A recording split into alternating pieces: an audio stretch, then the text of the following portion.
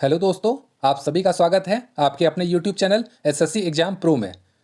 आज मैं फिर कुछ महत्वपूर्ण प्रश्नों को आपके पास लेकर आया हूं, जिसमें प्रथम मतदान अधिकारी और द्वितीय मतदान अधिकारी के कार्य भी शामिल हैं।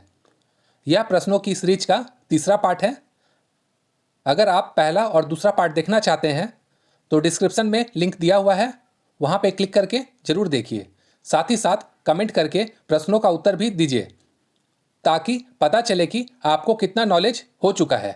और अगर आपको उत्तर नहीं आता है तो इसका लाभ उठाइए। अगर वीडियो आपको थोड़ी भी पसंद आए या आप किसी कंपटीशन की तैयारी कर रहे हैं तो मेरे चैनल को लाइक, शेयर और सब्सक्राइब करना ना भूलें और नोटिफिकेशन बेल में भी क्लिक कर दें।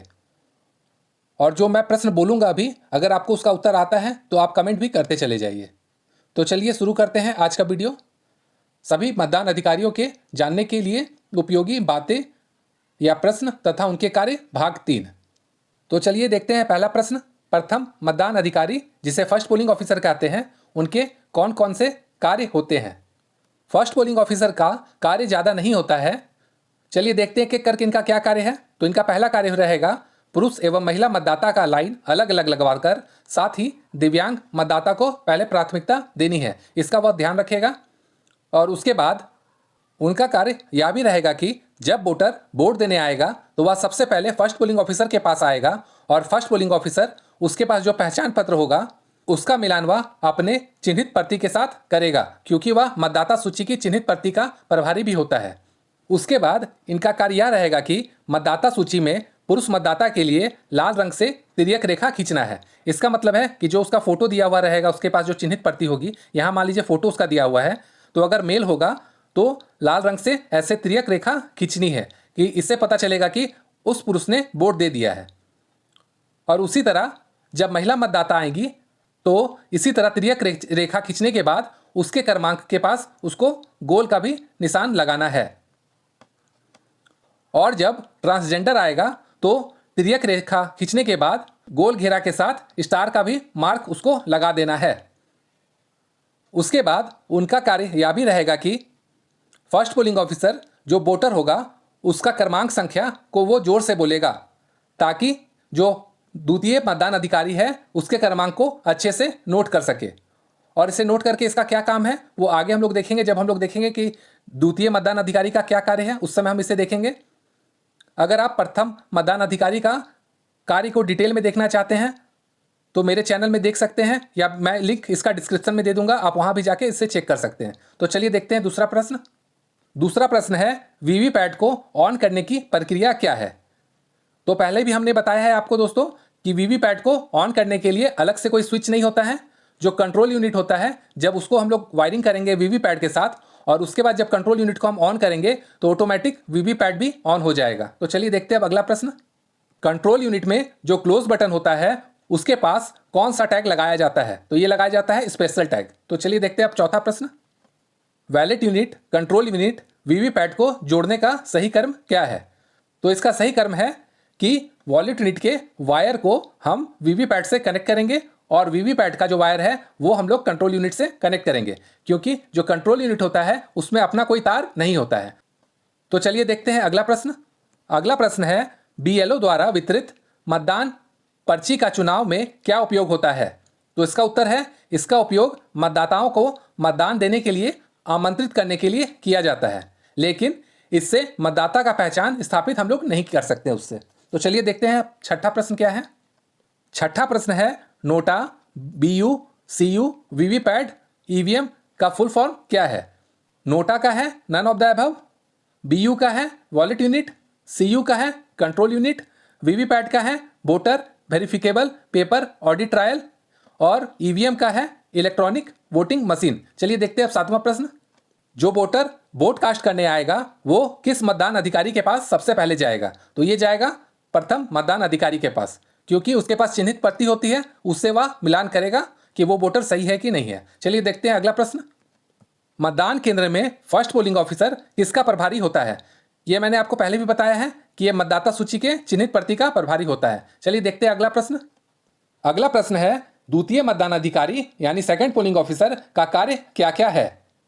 तो दोस्तों सेकंड पोलिंग ऑफिसर के पास बहुत से कार्य होते हैं, कहा जाए तो सारा कार्यभार सेकंड पोलिंग ऑफिसर के पास ही रहता है।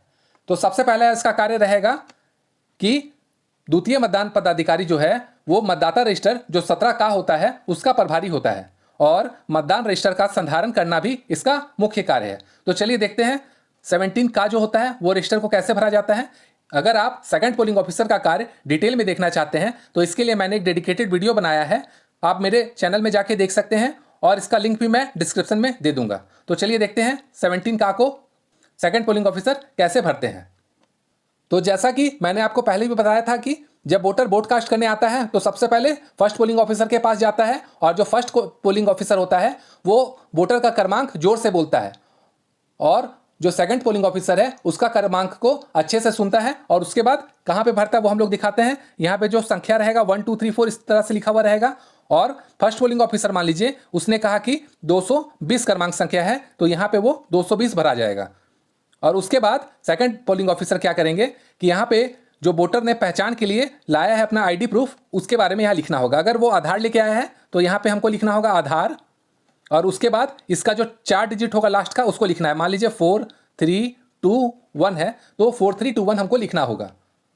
इसी तरह वो जो भी पहचान पत्र लाया होगा उसका डिटेल यहाँ पे भरना होगा और उसके बाद जो सेकंड पोलिंग ऑफिसर होगा वो वोटर का जो अंगूठा का निशान है और या हस्ताक्षर है वो यहाँ पे करवाएगा और यहाँ पे अगर कोई टिप्पणी होगा तो यहाँ पे उसको नोट करना होगा। अब चलिए देखते हैं द्वितीय मतदान पदाधिकारी का क्या कार्य है। तो इसका दूसरा कार्य रहेगा कि वे दाएं हाथ की तर्जनी में अमिट स्याही लगाएगा।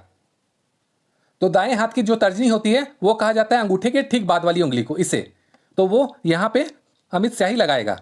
अगर वोटर के पास ये उंगली नहीं है तो यहाँ पे लगाएगा, ये भी नहीं है तो उसके बगल में, ये भी नहीं है तो इसके बगल में और अगर चारों उंगली नहीं है तो फिर यहाँ लगाएगा और अगर ये हाथ ही नहीं है तो फिर इसी तरह इसमें लगाएगा, फिर इसमें लगाएगा, फिर इसमें लगाएगा, फिर इसमें लगाएगा। अगर ये चार उंगली नहीं है तो फिर इसमें लगाएगा। ये बहुत रेयर होता है फिर भी मैं आपको इसके बारे में बता दे रहा हूँ। अब चलिए देखते हैं इसका तीसरा कार्य क्या है।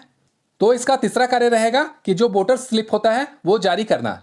तो इस तरह का वोटर स्लिप मिलेगा जिसमें सेकंड पोलिंग ऑफिसर जो होंगे उनको निर्वाचक का क्रम संख्या जो होगा वो यहाँ पे भरना है और उसके बाद निर्वाचक का क्रम संख्यांक जो होगा वो यहाँ पे भरना होगा। अगर मान लीजिए 220 है तो यहाँ पे 220 भरना होगा और इसे भरने के बाद इस पर्ची में वे अपना छोटा सा साइन भी यहाँ पे करेंगे और इस पर्ची को उसके बाद वो वहाँ पे जो थर्ड पोलिंग ऑफिसर होगा उसके पास भेज देगा और इसके साथ ही साथ सेकंड पोलिंग ऑफिसर का कार्य यहाँ पर समाप्त हो जाएगा। अब चलिए देखते हैं तीसरा प्रश्न क्या है। तो अगला प्रश्न है मतदाता जो रजिस्टर होते हैं उसमें जो पहला लाइन है उसमें क्या लिखा जाता है और इसे कौन लिखते हैं। तो पहला लाइन में लिखा जाता है total in the control unit checked and found to be 0। इसका मतलब है कंट्रोल यूनिट का टोटल बटन दबाकर देखा गया और कुल मत जो है मॉक पोल के समय वो 0 पाया गया। और उसके बाद इसे लिखकर पेन से जो प्रथम मतदान पदाधिकारी होगा और वहां पे जो उपस्थित पीठासीन अधिकारी होगा वो इसमें अपना हस्ताक्षर करेंगे। तो ये रहा दोस्तों सभी मतदान अधिकारियों के जानने के लिए महत्वपूर्ण प्रश्न और बातें का भाग 3। इसका जो भाग 4 है वो मैं कल इसे अपलोड करूंगा। आप मेरे चैनल को सब्सक्राइब कर ले और इसका लाभ जरूर उठाएं। Thank you.